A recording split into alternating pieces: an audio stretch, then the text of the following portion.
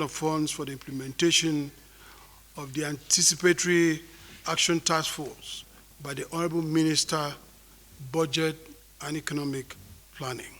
And the purpose of the request was to seek the consideration of the Council for the approval and disbursement of funds through the Federal Account Allocation Committee to facilitate the implementation of the approved Anticipatory Action Task Force interventions aimed at mitigating the impact of anticipated flooding and other climate-related agencies across the country.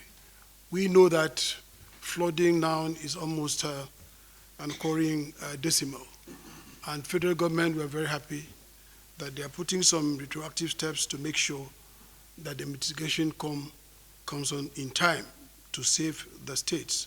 And of course, those states that are prone to it were mentioned.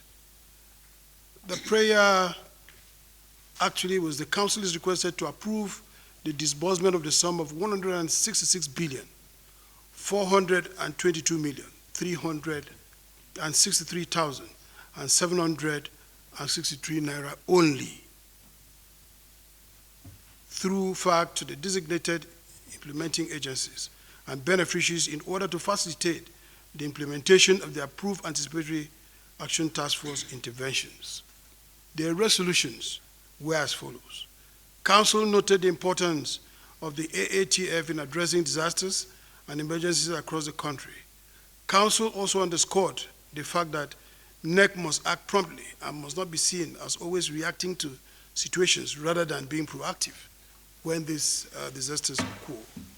Council approved the sum of 83,211,818,881 naira 50 kobo, being 50% of the proposed budget for the AATF, with a plan to review the framework at subsequent meetings as part of broad measures aimed at tackling flood and related disasters.